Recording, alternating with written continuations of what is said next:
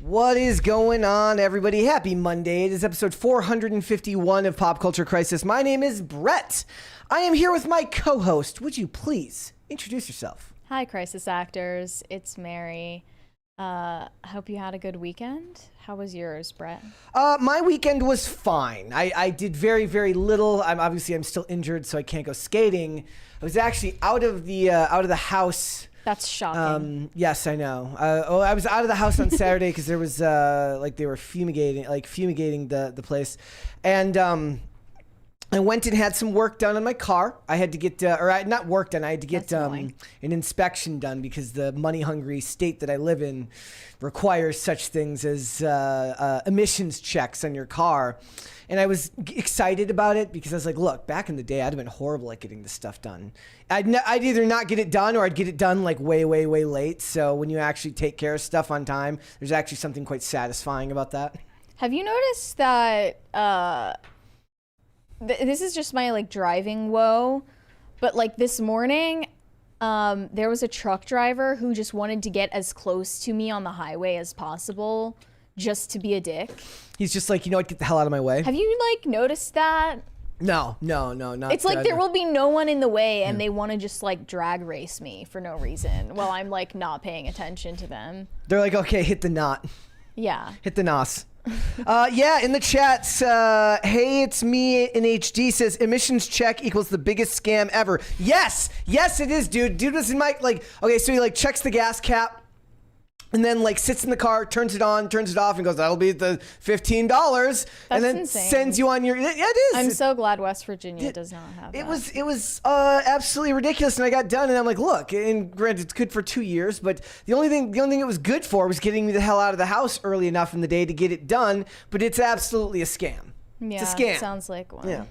So we got a bunch of stuff to talk about today, ladies and gentlemen. If you've been living under a rock this weekend, you might not know that actor and now counterculture personality Russel Brand is facing very, very, very serious MeToo allegations after a lengthy report was delivered and a documentary was shown on Channel 4 in the UK over the weekend. The news was actually just breaking when I was on stream with Colonel Kurtz on Friday night. He had issued an apology. He issued a statement on the matter, categorically denying all allegations that are coming out against him. So we're going to talk about that. We're going to have to get to some type of whenever these cases come out, to me, it just becomes about look, it can't be about who's guilty or who's innocent. Who the hell knows? They're not taking him to trial, so what the hell does that even matter in these cases? We need to find different questions to ask and a new way to approach these things because everyone's in these things for different reasons. It's not necessarily about getting convicted in a court of law. It's, in a lot of cases, it's about exposing him to the public.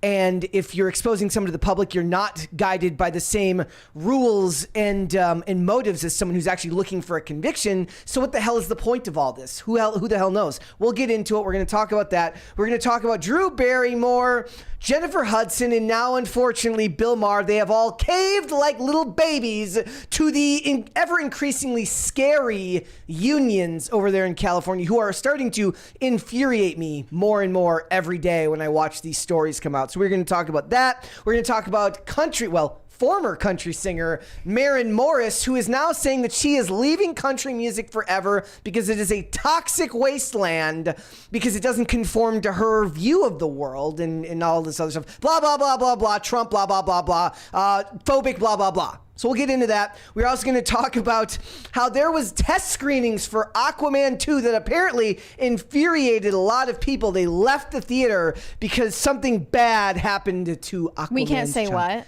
We can. It says something bad happened to Aquaman's baby. There was an unaliving. And the rest of it is just slapstick humor and really playful jokes, lighthearted jokes after his baby dies. Yeah. So that's. Now I'm double checking, guys. We're gonna have to double check the crisis meter. Doesn't look like. Is it broken again? Hold on. Keep going. Keep talking. That's really annoying. Yeah. I don't know what to say other than that. It seems like everything keeps going wrong, but none of the problems are related to each other. Yeah. Your stopwatch broke. The crisis meter broke. there was some weird audio issue on the Spotify upload last week. Yeah. Keep going. We must be like getting haunted by ghosts of Crisis Past. Maybe it's because I didn't like that movie. Which movie? Haunting in Venice. There we go. All right. Well, we'll have to wait and see, guys. So here's the thing: if we do get crisis parties, if we do make it, I'll give updates as we go, and then I will. And that's just not. It's not the same. I know it's not the same, but I can. Well, I have to work with what we got here, and I will do so manually. If we get to a crisis party, I will set it off manually, but I'll have to let everybody know as we go. So, all right, Mary, what would you like to see first? Would you like to see, or no, we can't do cute and cringe today. Actually, I kind of want to do that. Do you want to just start with that? With the cringe? Okay, that's fine with me. Guys, we're going to start with the cringe first because I put a poll up today. I said, I asked the chat, I said, pick your plane lady. That was the poll, and it was either TMFINR, which of course is that mother effer is not real, and then there's also I'm Instagram famous, you bum. So let's find out why by checking out cringe of the day. And what the answer is going to be obvious. Yes. For most people. So what we'll do is we'll watch this, and then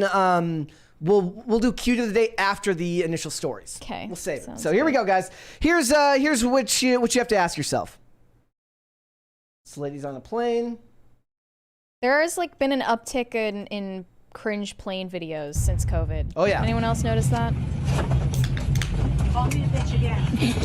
Call me a bitch again. Yeah, you did nothing wrong. I said shut up. No, you shut the fuck up. You shut the fuck up and you're bitch. Goodbye. You shut the film me. I'm Instagram famous, you fucking bum. Shut the fuck up. Shut the fuck up. Did she think nice. that would sound really cool in a plane full of people who have never heard of her in their lives? Well, she does have 975,000 followers on Instagram. Wow, that's amazing. If you're wondering, yeah, her name is Morgan Osman. I'm just gonna buy a bunch of followers on Instagram and then go around telling people that I'm Instagram famous, you bum. So I asked you, the chat, I said, which should you pick? I posted this meme earlier. Which way, Western man? We all know who's the trad wife. As of right now, To the Left is winning, and people were very mad that I didn't put her on the right which side. one will bear you strong sons. Yes. We know. The one who knows what things are real or not. She just looks like someone who only looks good when she's face-tuned. It's very likely true. Very likely. And she's true. wearing an adult onesie, which is why she's acting like a baby. Yeah, I don't know. We broke the crisis meter on Friday, I guess. Well, it was really the crisis actors who broke the crisis meter. Yeah, thanks, guys. This is all your it's fault. really all their fault. It's kind of your guys' fault that the crisis party isn't working. So I mean, that's our whole shtick. That's our whole brand. They're not gonna like us anymore. That is true. That is true. It's the only reason that the show exists is our crisis meter. Yeah. Why else would you watch, right? Why else would you watch? All right. It's our gimmick. It's our thing, right? All right, here we go. Let's go ahead and get started then. So I wanted to make a couple announcements first. Haunting in Venice leads the second worst box office weekend of the year. Look, we did a review of the movie. There was actually surprisingly, people were like, look, you just don't understand Agatha Christie. Which one was the worst? It was a Super Bowl weekend. What was the worst box office? Super Bowl weekend was It was it was okay. over Super Bowl weekend. So That makes sense. yeah, so it brought in an estimated $62.5 million this year amongst all movies for the week. There's just nothing in theaters right now. Yeah. There's nothing good. But there is some good news because Oppenheimer just passed $900 million at the box office. Maybe it'll get to $1 billion. What do you think? I don't think it will. It's not out in a lot of other countries, right? What if by some crazy coincidence, it's final sales in Japan that set it over $1 billion? That'd be It's amazing. not out in Japan yet, is it? They should no. I think it came out. Oh, in it Japan. did? But it'd be funny. They make an alternate ending where he doesn't make it and they sell it to Japan, and just call it faux history. I do wonder how they regard the history there, if at all. I mean, they weren't happy with the memes being made about it because they felt like that was making light of what happened. Yeah, but they Did they think that the memes were being made by the studios? Like the studios had nothing to do with it. If the studios were smart, they'd have something to do with it. That seems Yeah. like. Oh, over the weekend, I made a tweet. I basically said, I posted a tweet that just basically said, like, studios need to stop making $200 to $300 million movies. I'd rather see them spend $100 million and then spend another $100 million on clever marketing. That's what Barbie did. Yeah. So, all right. Also, guys, this is wholesome. This is a white pill. So Jennifer Garner has posted these videos before. I know, like, let me have my moment. Is she known for? So she's posted videos on her Instagram before of like her and her kids like preparing care packages for the homeless population out there in California, in Los Okay. Angeles. So this is like a video of her going around and just look, if we were gonna call Keanu Reeves a nice guy, we can also say that there's other people that are nice too, right? I don't know. As long like, as she didn't hire the person who recorded the video. Why is it just a stranger recording it? Why record it at all? I mean, it could be TMZ recording. It raises too many questions. She called TMZ. She called the paparazzi. Look, it's completely plausible, but I'm in the mood for Tipped positive. off the paparazzi. I'm in the mood for positive I'm news in the today. mood for cynicism. As usual. Nothing new there. As usual. And usually I'm right with you, but in this case, you know, let the lady have her moment. Okay, There's something okay. nice about that. But like, and the only reason I mentioned it before is because I had seen these videos in the past of her and her kids where they would put these packages together of like basic necessities. And teaching your kids to do good work in the community is a good thing. If we're promoting families here. She always seemed like one of the more normal people in Hollywood. Yeah. Yep. To me, I don't know why. In the chat, King G says maybe she has a feet kink. Let her be. No. Gross. It's not just Keanu. But I thought that was cute. So, all right.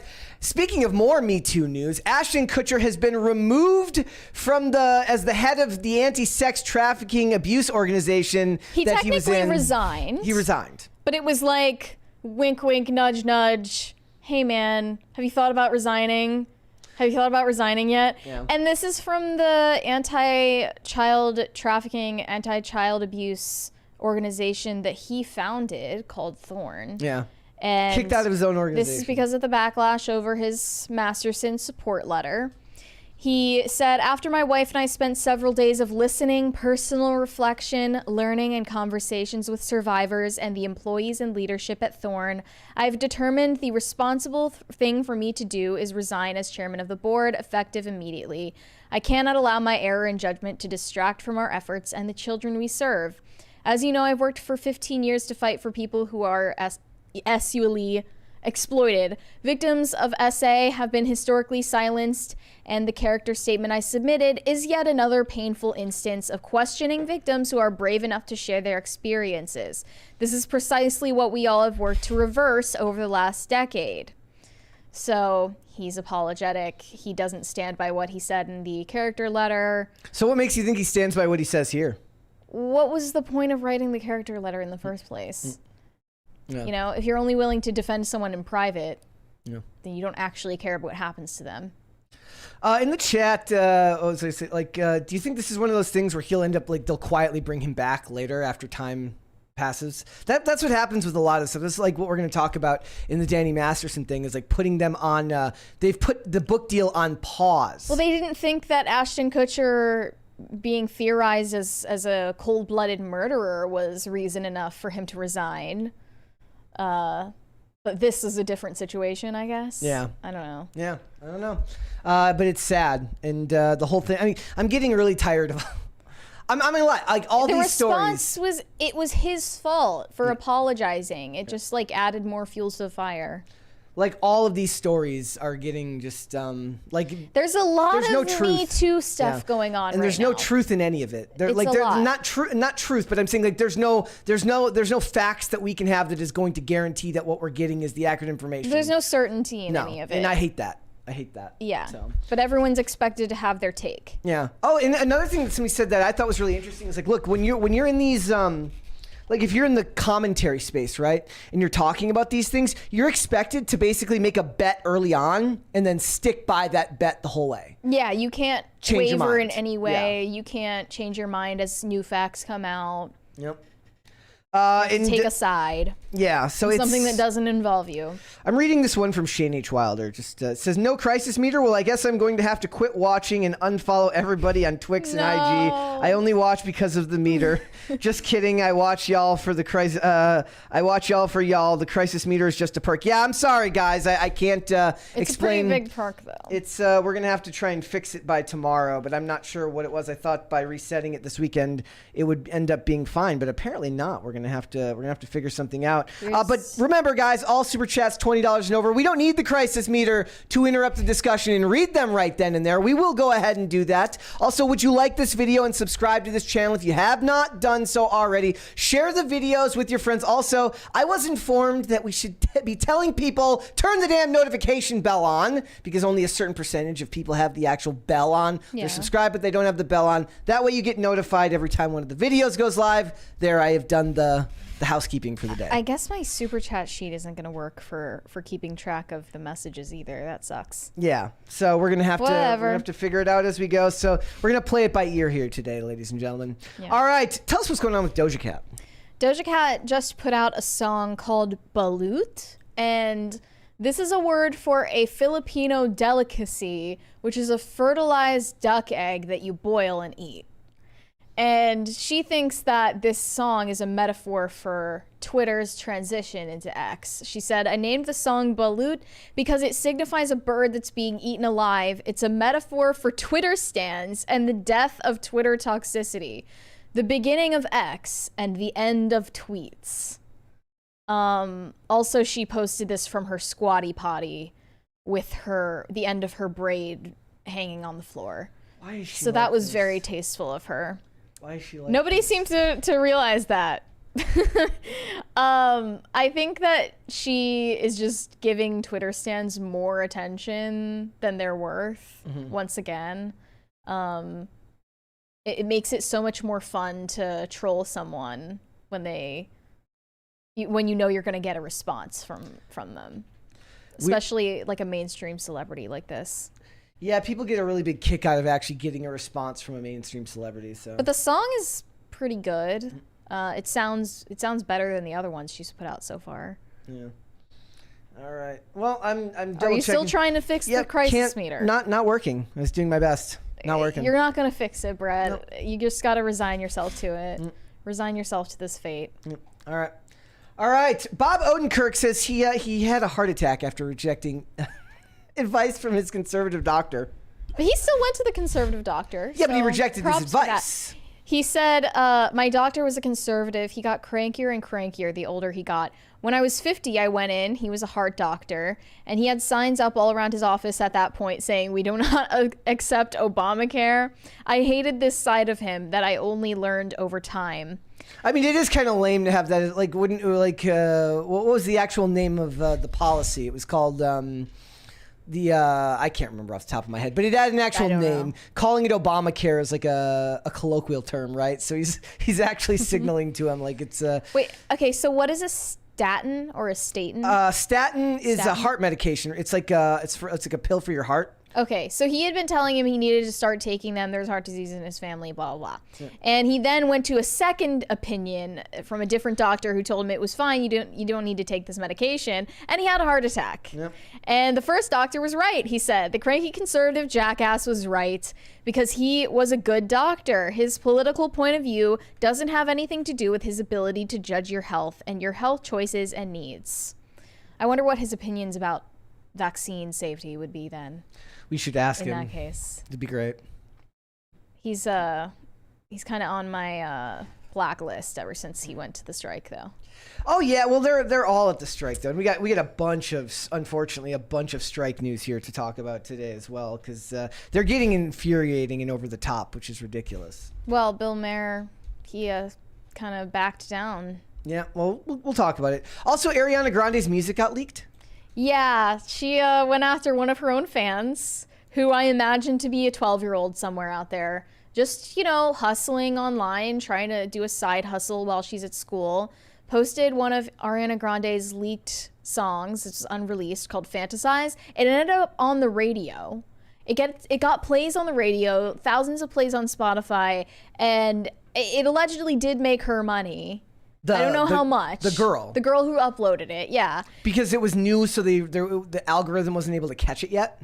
I think so. Okay. And it was under a different name. And she went by Adriana Venti, which I guess is Ariana Grande's evil twin. So she tweeted, "Hello, as you all know, I went to court yesterday. It didn't go very well. They pulled up my tweets, the money I made from the songs, and other information. But as they say, play stupid games, win stupid prizes. Well, I have to pay them $10K and have to serve 48 hours of community service." She's lucky that's all she got. Honestly. $10K is a lot of money. I don't think she made that much off of streaming it. That depends There's on what no way you make $10K off of streaming a song on Spotify. I'm surprised she didn't get worse. Those fines could be higher. It could Hundreds be. of I just thousands of don't know. dollars. Like, is this really fair? I guess it's the law. Yeah. The law is the law. Ariana Grande's also like been telling her fans to stop posting her music, that her unreleased music. So this lady, it's like an ongoing problem that she keeps telling them to stop and they just don't listen. So this lady who likes her enough that she knows her alter ego and uses it as a name online. It's a fan of hers. It's definitely a fan. Made money off of the lady she likes and then expects her to be okay with that. It's just funny because Lana Del Rey had a laptop on which she had hundreds and hundreds of unreleased songs, and the physical laptop got stolen from her, and from there, hundreds and hundreds of her old songs have been on the internet for so many years. It's impossible to rein that in. It doesn't. It's just her record label takes down the uploads when they can. They usually don't. It's impossible to contain it at a certain point. And remember, it was a big everyone deal. knows all the songs that are out there. It was a big deal when Taylor Swift pulled her music off of Spotify. Yeah, that didn't last long. No, it didn't last long at all. And like trying to Way to take a stand. Took a stand. Or something. Well, she can afford to do that. Everybody else can't really afford to do that. Yeah. Everyone else was like, take a stand in solidarity with the biggest pop star on the globe. Like, no, other people like kind of have to make a living off of their music. Well, it's So that's not really fair. It's like these actors who want to go back to work, but they can't, and then people get mad at them when they want to go back to work. Not fair. Like, is there any other artists? So you mentioned Lana Del Rey, obviously Taylor Swift. Who else has had their albums leaked? There's been some other. Did Taylor Swift get her album? No, I'm just saying, but I'm saying she was kind of in that same boat when she pulled her music, but that's because people kept re-uploading stuff. It's kind of a compliment Yeah. because it shows that people care enough about your music that they're going to use illegal means to find it and listen to it. Yeah. Like, it's a compliment in a way. And you make like nothing off Spotify. Like they make like pennies off Spotify. Right. There's no way she made $10,000. Like imagine like they were like, "Hey, Joe Rogan, like we'll give you this much per million plays." He's like, "I'll just take the upfront check, thank you," because of the pennies you pay per play. Also, like that discussion has become very prominent lately because like Elon Musk was posting about, he's like, "Look, Tucker Carlson got like 800 gazillion million trillion bazillion views on his most recent episode." And like Andy pointed out in the comments, he's like, "Look, for YouTube, you have to watch for over 30 seconds for it to count as a view." Yeah. Like there's a deterrent way to stop harder bots. to earn a view on YouTube. Yeah. So just remember that, guys. Always watch for at least 30 seconds.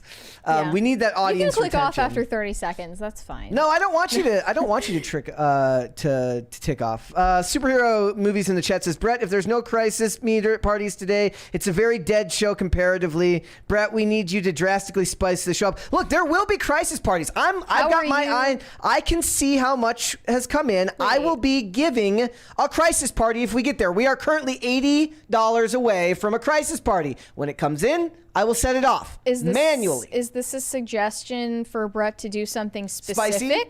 If I do, Spice up the I show? do that, I'm going to end up in a Russell Brand type situation, and I don't want that. What exactly are you suggesting Brett does to spice up this show? Yeah. Also, Disco Jensen, you did not miss Cute and Cringe. We're still going to do that, but I put it up in the chat. I've also got another cringe of the day. I've actually got a second cringe, so we're good on Cue to the Cringe. Are you ready to do that? You want to do Cute and Cringe? We had the Rock and Roll Hall of Fame. Oh yeah. Holy shit. If you wanted to mention that. Let's save that one. Okay. Let's save that one. Let's save that one. Let's do Cute and Cringe. What would you like to see first? Cute or Cringe of the day? Oh, Brett, we already watched the Cringe. No, I've got another cringe. There's another. I've got a Cringe? second cringe. Okay. Okay, so by the way, guys, there's still room for you to vote in the chat here. There's a $20 one there from Francisco Sanchez Jr. He says, hello. Hi. Hi, Francisco Sanchez Jr. I've got a second one here. If he anyone says, again, I can't confirm whether this is real or not, so just Oh, yeah, I think I saw that. bear that in mind while listening to this, but here we go. Hey, you know that you stole money out of my account? That was money for my kid heart surgery? Why is you recording me right now? Like, you trying to... Don't worry about why I'm recording you. I'm worried about what my money is.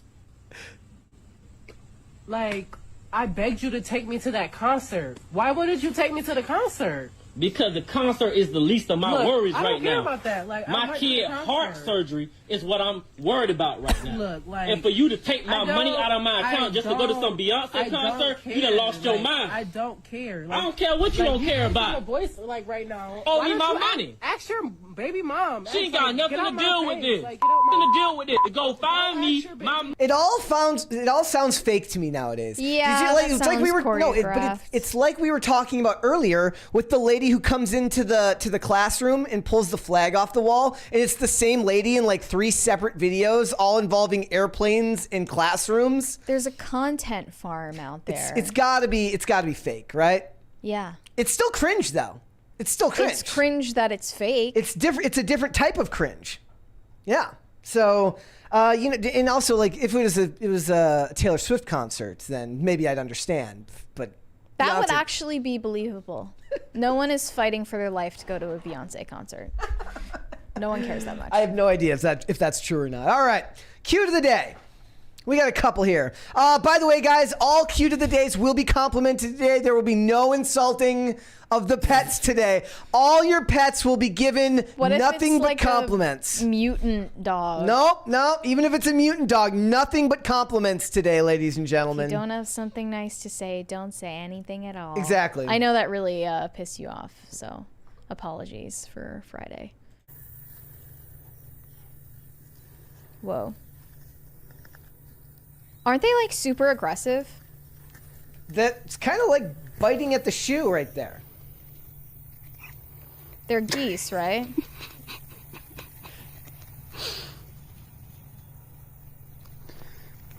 Or are they ducks? Ducks. Oh, okay.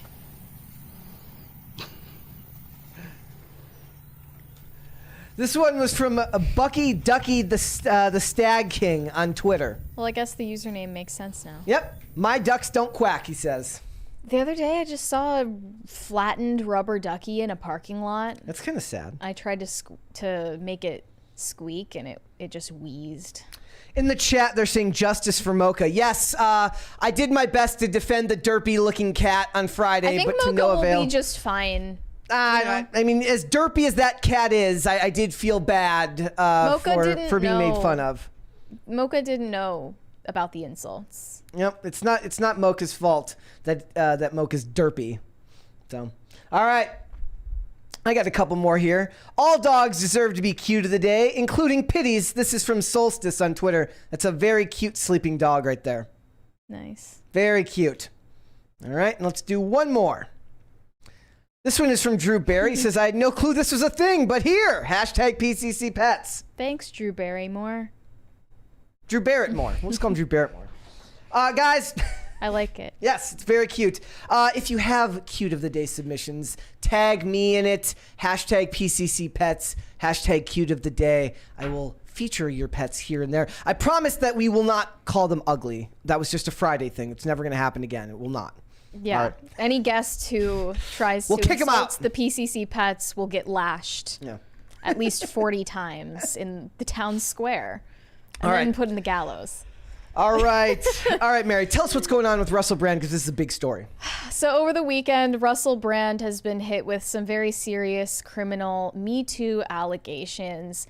And the first thing he did was go to Twitter and make a video responding to it. And he has adamantly denied all criminal wrongdoing. And he says, yes, I had a very promiscuous past, but everything I did was wholly consensual. And he also, at least his legal team, says they have proof to the contrary, that they have counter proof against all of these Claims. accusers. So there are like 5 accusers, right? Yes. 4 of them were included in this investigation that's over a year in the making. 4 out of 5 are anonymous. The one who is not anonymous is Jordan Martin, and that was from 2007.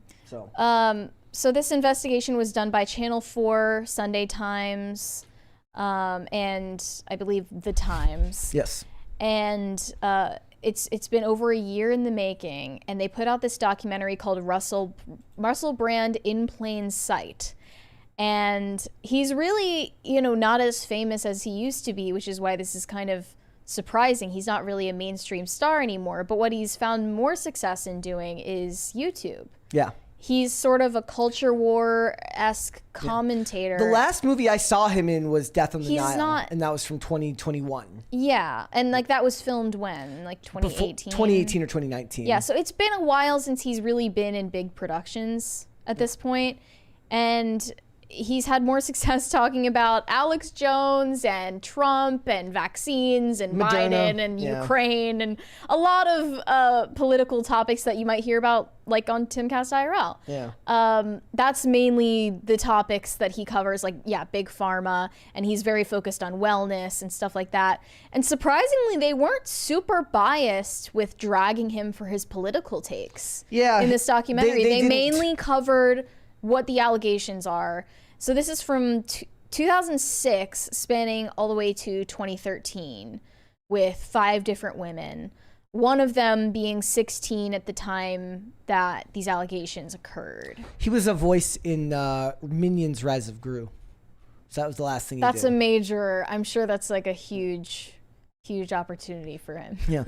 So let's play the video. He just titled it, "So This Is Happening." Yep, here we go. Very simply. Hello there, you Awakening Wonders. Now, this isn't the usual type of video we make on this channel where we critique, attack, and undermine the news in all its corruption, because in this story, I am the news. I've received 2 extremely disturbing letters, or a letter and an email, one from a mainstream media TV company, one from a newspaper, listing a litany of extremely egregious and aggressive attacks, as well as some pretty stupid stuff, like my community festival should be stopped, that I shouldn't be able to attack mainstream media narratives on this channel. But amidst this litany of astonishing, rather baroque attacks are some very serious allegations that I absolutely refute.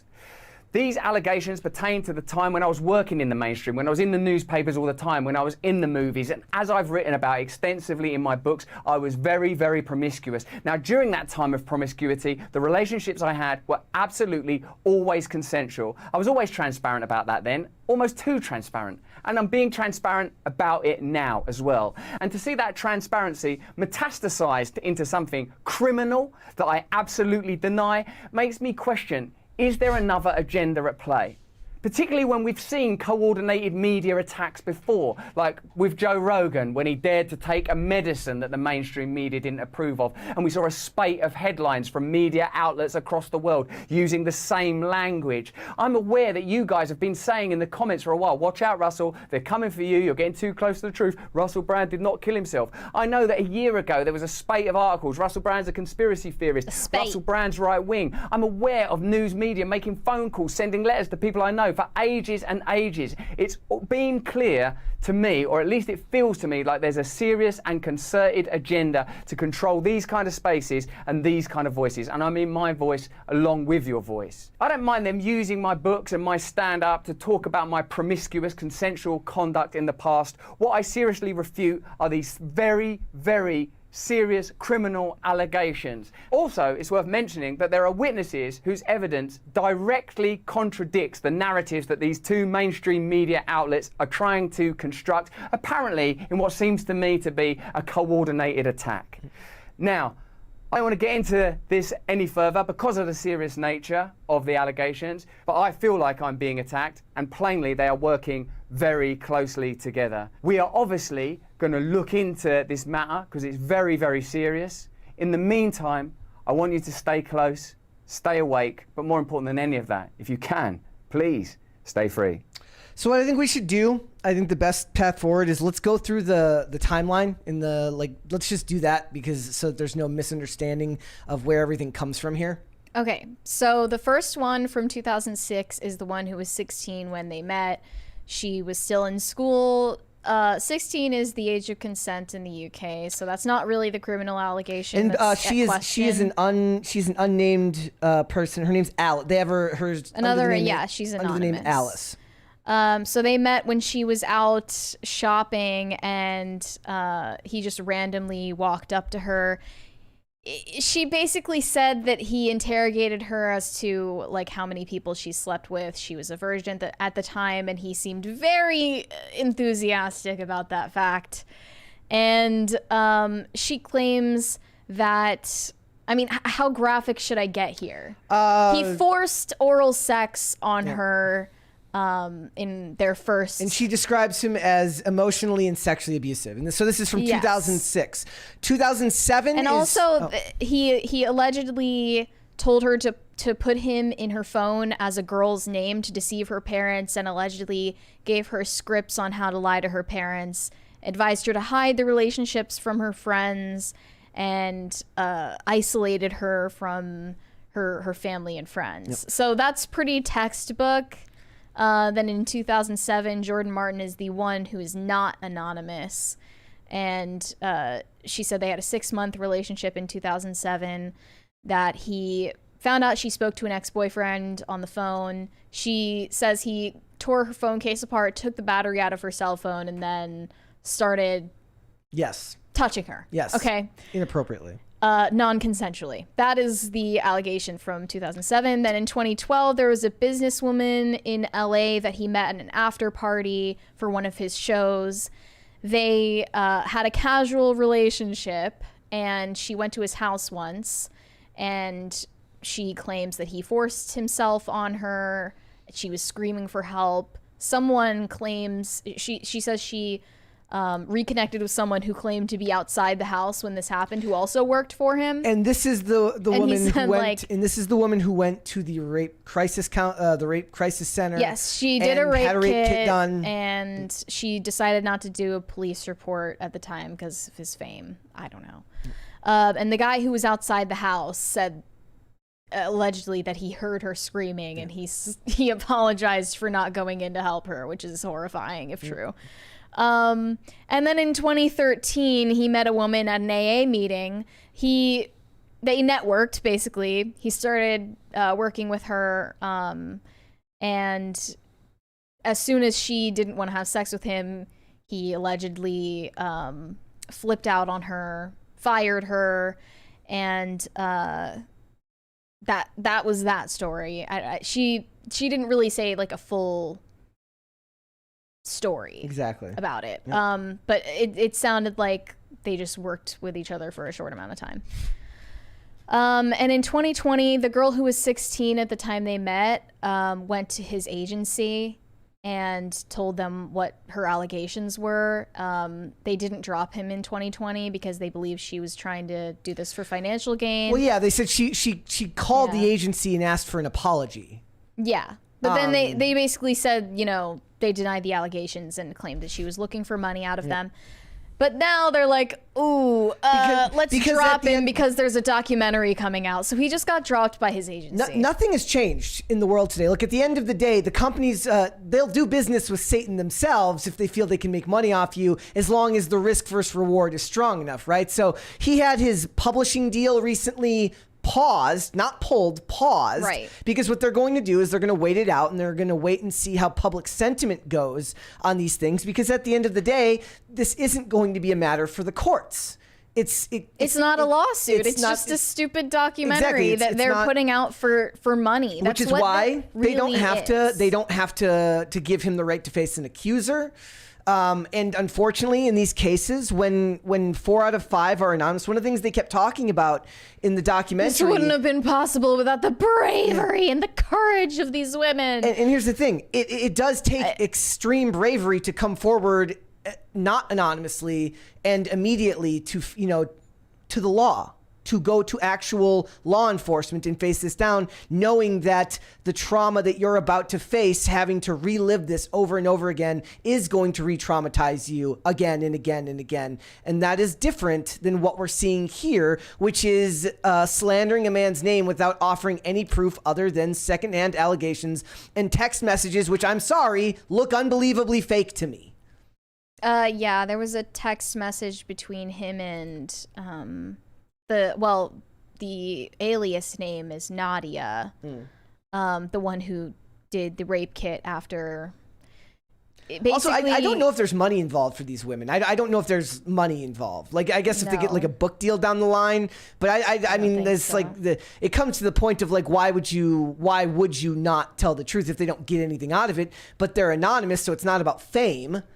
They're all fair questions to ask on these things. And like I said, the hardest part about talking about these. Screenshot? Yeah, I do. I have the screenshot right here. There's also, guys, there's a great video from that umbrella guy where he breaks down the places in this video where you can very clearly see. It's obviously a sketchy screenshot. Right where my mouse is at right here, you can see that the blue text does not line up on the side. Obviously, the color does not match either. It doesn't say iMessage down here. Depending on when the screenshot was taken, it doesn't make sense for Apple Pay to show up on here if the screenshot was taken in 2012, considering that didn't come out till 2014. Like there's just they sketch. could have just scrolled up and taken the screenshot. Yeah. So it also looks there's no like timestamp here above what he said. It looks fake to me. It does. Which one should have a timestamp? Like, okay, so there's no timestamp for his words right here above. I'm very sorry. Well, that would only be because if texts are in quick succession, there isn't a timestamp above the one that. I mean, maybe. That's literally how iMessage is. And also the other thing, iMessage came out in 2012, or I'm sorry, in 2011. So it should say iMessage down here instead of text message, given that they're both blue, that the message is blue. I mean, it looks like him apologizing for something that's unspecified. Yeah. And I don't know. It could very well be edited or doctored in some way. And he's but I just feel now. so detached from all of these stories. Like it doesn't matter whether it's true or false. You're never going to know. And it's behind a paywall so that evil journalists can make money off of it who equally don't care whether it's true or false. So what is the point of us arguing about it? It only helps them in the end. Like, so what if it's true? What do we do now? Yeah. What do we do now? Also, Russell Brand's lawyers had a couple of weeks basically to offer a response to these allegations before they put out the documentary. And they said the questions they were asked were made as part of a preconceived strategy aimed at damaging Russell Brand, their client, and that there was a deeply concerning agenda to all of this, namely the fact that he is an alternative media broadcaster competing with mainstream media. Mm-hmm. So this is an expose being done by arguably his direct competitors in his line of work. Yeah.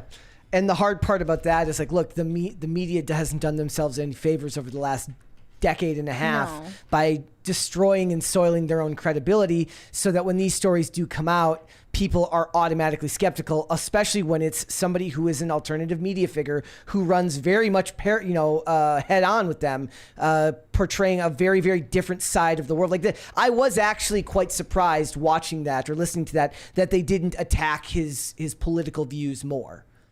Yeah. I was kind of shocked by that. I was. Book deals on hold. Like I said, at the end of the day, nothing changes. These people are going to wait and see. He still did a show on Saturday where he did not address anything that happened other than the fact that he couldn't address it. Yeah, because he can't. And everyone was just acting like nothing happened. So, I mean, I guess maybe people aren't really paying attention to this type of stuff. And it's the rape kit being used as evidence. It's one of those things. It's like, yeah, that is true. But without a prosecution, without going forward legally, I can't know what that means. Like, I don't know what any of this is supposed to mean. What's the conclusion to any of this when he's independent already, right? There's no one really left to drop him. Yeah. He's not Kanye. There's no big Hollywood studio. There's no company. And like I said, okay, here's the other thing. Coming forward anonymously, whether it's right or not, whether you like it or not, is going to inspire a little bit of doubt, or if not a lot of doubt, from a lot of people. They're going to have trouble with that because here, at least here in the West, we do believe in the right to face your accuser and to have your day in court. But also beyond that, like, he shifted his audience so he doesn't have to worry about, you know, being out of the mainstream. Like Armie Hammer was still in the mainstream. Him and Russell Brand were both in Death on the Nile. So that's a boat I wouldn't have wanted to be on. Like keep me off that boat, especially Gal Gadot is like sweating bullets right now. She's like, I got very, you know, I got off very, very lucky there. But it's like, it does take an incredible amount of bravery when somebody is actually assaulted to come forward right away, to put themselves up to public scrutiny, knowing that this is what the response is going to be right away, to have to be re-traumatized by going to court and trial every time something like this happens. That's the bravery. The anonymous allegations is not something that I would label bravery. And I was a little bit frustrated with how much they were kind of elevating that in that piece. I think that journalists cozy up to these alleged victims and have like a friendly relationship with them where they want to make them feel comfortable revealing all of these things because it's advantageous for their job to get more salacious details. And they promise this really satisfying victory for them at the end of this publishing this. And then when it ends up going out there and it doesn't have the resounding affirmation response that you hoped for, then you're just left thinking like, why did I even go through the trouble? Yeah. Right? Which then shelters the people who are actually committing crimes. At the end of the day, they end up getting sheltered because people are just not willing to go through it because it is so traumatizing. One of the things I brought up on Friday, as I said, like, look, at the end of the day, and that's by the thing, it's like, at the end of the day, I say that too much, but we look at R word as a far more indefensible crime than murder, right? Like society's forgiven many a murderer in their day, but R word is definitely something that people do not see as a forgivable offense unless you're Mike Tyson, apparently. Like he seems to be the only one that I can think of off the top of my head that's been convicted in a court of law and seems to hold on to his status in society. I think a lot of people have just memory hold it. They forgot that happened. But we don't know what to do because it's all he said, she said. I think that two people can 100% have two opposite interpretations of their interaction that no one else was a part of. Outside of the actual like physical force, which should be interpreted that way. Sure. Yeah. Two people can have a totally different interpretation of how their interaction was. Aziz Ansari. I mean, the bad date story. That's just a bad date. That had no. Yeah, but that's not how she interpreted physical contact. That's not how she interpreted it, though. But there was no physical contact. Like that does not. There's no. Yes, there was. No, she said that there was no like. They didn't even hook up. There was definitely physical contact. Wasn't that the case?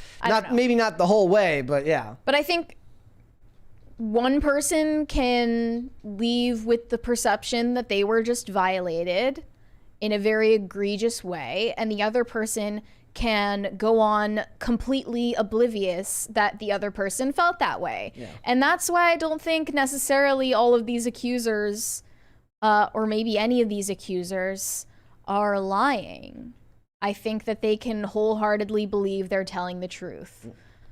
But it's also really none of our business. It doesn't do any of us any good to argue about it. It enters the public consciousness when they go to court. It's not Johnny Depp and Amber Heard. That's what Andy Senior said. He was like, not every woman is Amber Heard. Like, it's not that dramatic and entertaining of a story. It's really not. And I think this happens a lot. Also, my contrarian take that everyone hates about MeToo is that it's really a reckoning for the way we view casual sex and promiscuity and high-risk behavior in society. Because in my mind, engaging in high-risk casual sex with basically strangers, when you have the option to do so, like Russell Brand did as this big star, you're going to end up in situations with people you shouldn't trust, who might have ulterior motives, who might want to take you down, who want to hurt your reputation, or later on reinterpret events for their own personal gain. That's the scary thing, right? So these like, people's behavior 10 years ago, which a lot of them considered to be perfectly fine, is now being reinterpreted because people are now looking at dates differently. We heard the term power dynamic come up plenty of times in that discussion. Russell Brand took license with his fame and his money to sleep around with a bunch of chicks, where he was incredibly open about that. He said, I was almost too open about how I behaved then. He clearly says in his tell-all memoirs, which are comedic but not satirical, not fictional, that he was incredibly promiscuous. And that's dangerous behavior, and you're putting yourself in situations which are not going to serve you in the future, period. Like, in a certain sense, you bring these consequences upon yourself. You really are. I would, but at the, okay, I don't respect that, you know? And I think that a lot of people who are going to be very harsh on the people who have come forward are going to say, look, unless you come forward with your name and evidence that I can verify, I can't guarantee that I'm going to believe you. And that's not meant to be a rude. It's not the same for them. It's not meant to be rude, nor is it meant to be anti-female or anti-victim. But the idea is that you don't cast somebody out based on random accusations from people who that people can't verify. For the people that do deeply care about these situations, the ability to put a face to a name and know that they were even in the same place at the same time, barring above all other things that come forward, people are just not going to take you as seriously. And it's just, that's going to be this way. So this really, at the end of the day, just comes down to a character assassination. Whether that character assassination is deserved or not, we'll never know. Right. We'll never actually know. I know that text message looks fake as hell, and they didn't do themselves. Now it's all going back and forth, and some woman on TikTok who consensually hooked up with Russell Brand one time is like, well, he was always nice to me. I had a positive experience with him, so therefore no one else could possibly have a different impression. Like, it just sounds as idiotic as it is. Like, okay, this is just you bragging about hooking up with Russell Brand. Like, no one cares. I guess then it comes down to people's principles. Do you believe that somebody should have their reputation destroyed on claims that can't be verified? His reputation is not going to be destroyed. I mean, this is the front page of the news. He was just dropped by his manager. He's going to be just fine. But that's not the point. The point is he shouldn't have to go through it at all without at least being able to confront the people that did this to him. Is what I'm saying.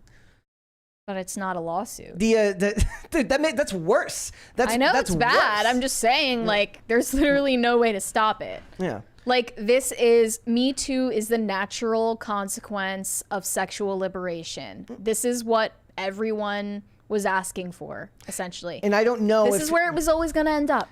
I have no idea if he's innocent or guilty. I think that the questions about these things need to change, because my focus, whenever these things comes out, whenever these stories come out, my brain immediately goes to, was he innocent or was he guilty? Knowing that that's a question that I can't answer.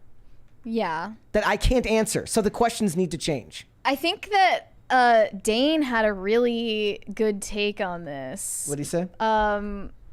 He said, like, all my sympathy to the women who won't have their real allegations heard due to all of the MeToo spiraling out of control, and all my sympathy to all the men who are going to be victims of false accusations as well. But this is not going to stop until society returns to religious and moral values. That's and that doesn't look to be happening anytime soon not ever. Anytime soon. Yeah, it's so I hope everyone is happy living in this mess. Okay, like, this is the grave that we have dug ourselves. Like, there's no getting out of it. Yeah. That's the unfortunate facts here. I mean, like I said, if this was the type of thing where we were talking about him going to court, right? Him having his day in court, then that's something we can judge more efficiently. In this case, all I'm seeing is the media taking its opportunity to put a bunch of women's trauma behind a paywall and call it activism, which it's not. Let's go to Super Chats. Chris Chan said the Russell Brand text messages seem to be fabricated just by the way the words are pixelated. Yeah. Like, again, watch that video from that umbrella guy. He goes through it pretty big detail. Also, there's one up top there from Yurishima Utaru, says Brett's hair has morphed from 90s to early 2000s. Is that what this is? Yeah, you finally have reached the frosted tips. It's awful, isn't it? I got to get a haircut soon. And by the way, we're 25. Since we don't have a crisis meter, we're 25 from a crisis party. There. It sucks. I can't see any of the super chats. I got him. So James Orenthal Wynn says wagering Oppenheimer is a 4-letter word in Japanese. Probably. It's probably not a word that's taken very kindly over there. All right, I read Shane H. Wilder's. I'll read it again. He says, no crisis meter? Well, I guess I'm going to have to quit watching and unfollow everybody on Twix and IG. I only watch because of the meter. Just kidding. I watch for y'all. The meter is just a perk. Well, we appreciate it, buddy. I'm sorry we don't got the meter working here today. We'll keep... I was pumped enough with myself being able to fix the stopwatch. That was a bigger deal for me. Derp Caprio. By the way, Derp Caprio, thank you for showing up to the stream on Friday. I saw you there, buddy, so thank you for that. Says Doja Cat gave me toxoplasmosis. Do not recommend. And then what do we got here? We read the $20 one from Francisco Sanchez Jr. He just said hello. We've got one up here from, where did it go? From Granticus. Says, gonna need some advice here, guys. My girlfriend, future fiance, she won't watch any old movies below 2000 due to the old look. We tried watching a couple of classics, but nothing. Got any advice? That's actually a really good question. Are you watching them on a like on an old platform, or are they like remastered versions of it? Something you could do, something that I love doing, is I'm a thrifter at heart, so I buy VHSs from the thrift store, and I have several VHS players just in case. Buy a VHS player and go thrifting to get them. Make it an experience between the pair of you, and then watch them. I don't think she's gonna appreciate that. I think you should do that. She can find a bunch of basic bitch Target shit on sale at the thrift store. I thought everyone preferred the look of old movies. Apparently not. To new. Not everyone, apparently. Close, though. We have Chris Poole in the chat who just sent a $5 super chat. He said, hi, he's looking to fix the crisis meter here very much, ladies and gentlemen. I'm trying to get to it. We're getting there, but we're not quite there yet. We can fix it with a wrench. We've got the meter here, but that's not an accurate representation of where the meter actually is, because the meter should be a lot closer to the end, because we're sitting at 80 or 93, which means we're just $7 away from a crisis party. And if it was there, the meter would be farther down in the corner. So we'll wait and we'll come back to the rest. We'll make sure not to lose everything here today, guys. All right, Mary, tell us what's going on with Drew Barrymore and Bill Maher and The View. Or not The View. So Bill Maher, Drew Barrymore, Jennifer Hudson, and The Talk, which is the worst name for a show ever. Why did you mention The View? Oh, because they're not on strike. They're not on strike? No, they're not. That's one of the things I they've been on this whole time? Yeah, they have. Okay. Yep. So Drew Barrymore, Jennifer Hudson, The Talk, and Bill Maher have all bent the knee to the WGA strike. They all thought, hey, we're going to make our comebacks in the middle of these strikes, and the consequences will be whatever they may be. We'll accept it and keep trucking. But then, like mobsters, they intimidated them into backing down. Dude, it absolutely is that. Once again, pausing production. This was just kind of crazy to see from Bill Maher, though, because even this TMZ article says, if we know Bill at all, he won't back down to the strikes. But even he did, as of today, actually. A few hours ago, he tweeted, my decision to return to work was made when it seemed nothing was happening and there was no end in sight to this strike. Now that both sides have agreed to go back to the negotiating table, I'm going to delay the return of real time for now and hope they can finally get this done. So one of the replies said, basically, you couldn't find any celebrities who are willing to appeared to be on your show because of their own strike. It was already doomed from the start. So I'm going to read you a couple of things that were said. So Rosie O'Donnell ripped into her. So the last thing in the world that I would ever want to have to do is to have a conversation with Rosie O'Donnell. It was Rosie O'Donnell's fault with the Drew Barrymore situation. So she says, as we reported, Rosie O'Donnell excoriated, she used my word there, excoriated Drew on Saturday, posting simple, this is insane. It's like a freaking it's like a threatening letter from a terrorist. It's a night letter. It is a night letter tacked to your door with a K-bar knife. Listen to this. It says, "Stop." These are her simple instructions to save face with the union. Says the terrorist, the fat terrorist. The disgusting fat terrorist. What did Trump call her? Something more awesome than disgusting fat terrorist. But this is what she says. She says, stop taping the show. Stop asking audiences to cross the picket line. Then ask someone to help you craft 3 declarative sentences. They should follow along the lines of, I made an error. I apologize to the WGA for disrespecting the work of professional writers. I apologize to all union members who are withstanding real hardship as I live a life of luxury. You sociopathic scumbag! Is Rosie O'Donnell not willing to cop on to the same thing? These disgusting sociopathic celebrities who are just desperate, not only to appear virtuous, but to then, that is the most kindly worded, threatening letter you've ever heard in your entire life. And make no mistake about it, that is a threat. Every single one of these people has caved. Stephen Amell, slump shows. Stephen Amell's built like a freaking, he was on like American Ninja Warrior, slumped like a bitch because these people put them in their place. It's disgusting. And it's like, at one point, it's like, I've never exactly been super pro-union, at least not in that context. This does nothing to help anyone. It just makes them seem more awful. What it does is it denies somebody the fundamental right to save themselves in favor of hoping to God that these scumbags who run the union will save all of them at the same time. It's antithetical to the individual human experience. It's disgusting, and it goes against how we are wired as people. I guarantee you most of those people want to at least be working, right? There is somebody else pointed out, like, look, there was a meme going around of Bill Maher and John Oliver. John Oliver is out doing his shitty stand-up right now and giving the shitty money from the shitty stand-up to the people that are on strike. It says, Bill Maher was going to come back, and it says, in a world full of Bill Mahers, be a John Oliver. Kiss my ass. Like, no, like, he's offering people the ability to make money by working, as opposed to relying on this guy of varying these people of varying levels of fame to make money and then hopefully give you a chunk of it. Like, that's a threat. What she said is absolutely a threat. And we're seeing exactly how these people behave when they don't get what they want. I just don't understand what the strikes hold over their heads. That they can't, because they'll never work again. If they do not fall in line, no pro-union project, and all projects are pro-union projects, will hire them when this finally gets resolved.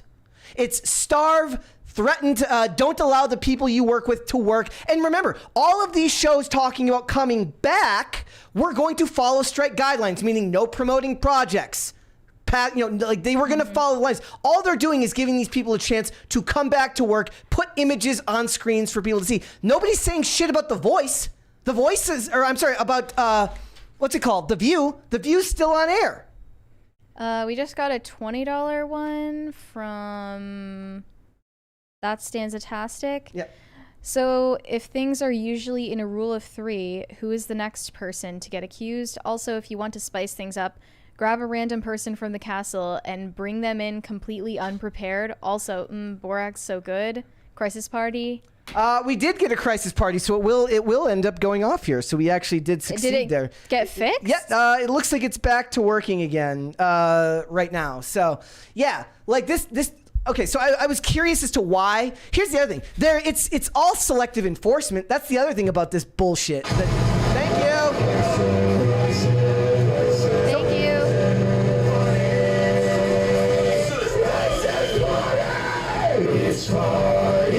It feels good for it to work again. No union required. You know, that's the funny thing. Bill Maher could have just started a podcast and no one He's got a podcast. He's got his own podcast. Why can't he just continue doing that? So, I was curious as to why The View is why the scumbags at The View are also allowed to remain on air and nobody seems to care. But they have non-union writers, don't they? No, so they're under what's called a network television code agreement, which is not subject to the strike. Okay, So why? So it's a different setup here. They're still not allowed to talk about projects because those are part of the union. But yeah, it says it's definitely a lot. How long do you think this can go on for? They're talking about how long this will go on for. Make no mistake about it, they want this to keep going on because they think the studios are going to cave, and they don't care if all of these people like want to go back to work. All of these people want to work, and it's just so anti-individual. Maybe that's what I hate so much about this shit is it's so You have collective. to operate as a cyborg. A disgusting hive mind. cyborg Borg of bullshit. But We just got another $20 from Yeah. GA. I just saw Vice is claiming accusations against Tim Ballard regarding women he was undercover with, sources say, and Yashar Ali is loving sharing it via Twitter. They're going for everyone but the people on the client list. Yeah, like I'm still waiting on the Epstein client. I'm still waiting on those flight logs. Wow, even Tim Ballard is gonna get MeToo allegations. Yeah. I didn't hear about that. So, because he's considering running for Romney's seat Romney's seat or whatever. Right? Okay. So, like, look, I'm sick of it because it is so unbelievably anti-individual the way these people are behaving, and that's what they love, right? They're all freaking communists at heart, anyways.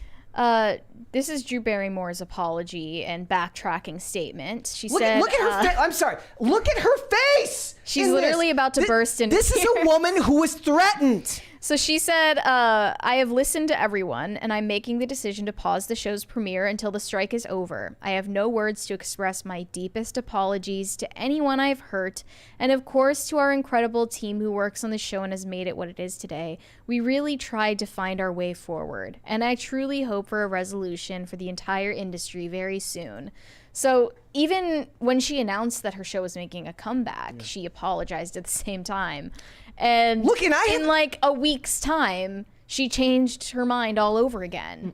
And all of this shit is not including the fact that we just talked about how the state of California has approved unemployment for these people who got to work through COVID. Well, you, Mr. California worker, were stuck at home hoping for a $1,000 check from these scumbags. Like, I like the flair there. thank you. It's so like, and I have no love for Drew Barrymore. She's the one who sat on the ground and propped up Dylan Mulvaney in that creepy But you video. might have like an ounce of respect for her. I If have she an did- ounce of respect If she did for- the difficult thing here. If she had followed But she through. didn't. If she had followed through, if Bill Maher had followed through and gone against this and done what they said to do, let their employees come back to work and make a living, I would have more respect for them. Even after backtracking, you're still going to get called a scab. Yeah. You can't go back on This it. will be in articles forever. Yeah. Like this will be mentioned She'll down be the line. remembered She for was this. a scab sympathizer, they'll say. Next was like it's a long way off, but it's not a long way off for this. I was like, she was probably anti-vax too. Mm-hmm. She's not pro-union. What other skeletons does she have in her closet? It's insane, and all of these shows caved. But yet The View just gets to sit there, and they're doing the smart thing. Just ignore it. Just do your shit and ignore it and make your money. It's bonkers, dude. And that's the other part. It's not like these people were saying like, we're going to come back and we're going to completely ignore everything that was said. I understand solidarity. I do not understand threats from somebody who's making the best choice for themselves, their workers, and their families. I didn't understand Drew Barrymore's original statement about bringing her show back, because she seemed to believe she could do this without crossing a picket line. And I don't really understand that. Because as long as they did not talk about movies or the strike, they would have been okay. But she's still having her writers working on the show. They're writing for the show. Therefore, they're crossing a picket line. Her writers are crossing a picket line. I don't know if that's that or if she's talking about if she's putting these, because it's not just writers that are out of work right now. It's producers. It's cameramen. It's all sorts of people who are not on strike. below the line workers. So yeah, maybe your writers have to sit out there on the picket lines with their shitty slogans that aren't funny or entertaining because they're not good at their jobs. But your cameraman can come back to work. Your producer can come back to work. The gaffer can come back to work. All the people, your schedule can come back to work. Transpo, all these people that aren't working right now can come back to work because they need to make a living too. But no, you should take the handouts from these unions and union sympathetic organizations. It's blackmail and it's disgusting. Mm-hmm. So. Well, how do they save face now? They bent the knee. Now they just wait it out. How much longer is it going to take? Like, it's going to go on forever. Supposedly, as Bill Maher said, they're at the negotiating table again. On Wednesday, like they're going back to negotiate on Wednesday. The writers' strike or the SAG strike? The writers and direct. They're meeting with the AMP. Yeah, with the studio heads and stuff like that. Right. You think it's finally going to end? And that's the other thing. Like they're right about this. Like Drew Barrymore, Bill Maher, all of these people who have large platforms could just do this in podcast form. Right. And Bill Maher does do it in podcast form. What it is they're like, look, you've got your thing over here. We're like, Bill Maher is multifaceted. Bill Maher can do a podcast. Bill Maher can do guest appearances. Bill Maher can do his show, and he can move from subgenre to subgenre to subgenre. The writers have this thing, and that's their thing, and they don't want him going through with their thing without them there. Maybe because they're terrified that they'll find out, like, wow, we didn't miss these people anyways because they're not that good at what they do. Right. Russell Brand has his own company where he employs people for his show on YouTube. Yeah. And he's just fine doing that. He's been continuing to work through this because he decided not to go through the mainstream. That's another reason they're scared, is they understand that YouTube and podcasts are an enormous size of the market share. It's like this big open secret, like, yeah, you can run your entire show on Rumble or Twitch or YouTube or any of these platforms. You don't need the support of unions or of big studios. It's crazy. Well, it's like it's further proof that the big problem they have is that they want all of the control, none of the risk. Mm-hmm. They want somebody else to be like, here's I'm footing the bill, and they can be like, well, I guess if it works, it works. If it doesn't, it doesn't. Well, it's a lot harder to do that when you're the one putting the money out there, right? They are always mad at these studios for acquiescing to the general public, for changing things because they actually want to make money rather than just push forward some stupid message. But they might feel a lot different about this when it's their money that's on the line. Mm-hmm. So. These people suck, and as far as what I'm concerned, Rosie O'Donnell is akin to a fat terrorist for leaving that night letter. What Trump called her is a fat slob. I thought there was something else. He cited her as crude, rude, obnoxious, and dumb. She is a true loser, a total loser. Yeah, all true. I'm not doing it, dude. Like, there's like that letter. Like, if you read that in a different voice, it's a threat. Mm-hmm. It's a threat. It is a night letter tacked to your door, and they're scumbags. Yeah. All right, let's go to Superchats. I can't read them. Oh, okay. All right. It's gonna be on you today, I guess. It's gonna be on me. I mean, I don't know how to look at this tab that you're able to look at. I don't think. Okay. All right. Hold on. Let me go here. I will go back up to the top here and figure out where the hell we left off. So bear with me today while we try to get this all figured out, ladies and gentlemen. Looks like the crisis meter is working again, but we're behind the schedule here. So it says we left off at DCNC. He says, not saying it's okay. He's referring to Russell Brand. He says, not saying it's okay, but 16 is legal in the UK. Yeah, they pointed that out in the video, that it wasn't a crime, but it was more so about the forced stuff that was illegal. And they got into the idea of grooming, because it very much is that, if it's in the context of what he's calling her. Again, assuming all of this is true and not a lie, it would be framed that way. So it would be that way. All right. Griffin Street Studios says, did I just hear that right? They wrote in a baby into a superhero movie just to off it? Pure evil, if that's true. Well, we're going to get into it, and there's now a 2-movie history of DC doing weird stuff with babies. So we're gonna talk about that in a little bit. Wait, it's The Flash and Aquaman. Did the original Aquaman have weird? No, we're talking about, like, if this is true, if that actually was to happen here, that would be 2 movies in a row with creepy baby stuff. Shane H. Wilder says, if he did these things, he's disgusting and horrible. As it is, I don't see enough information to say that he is.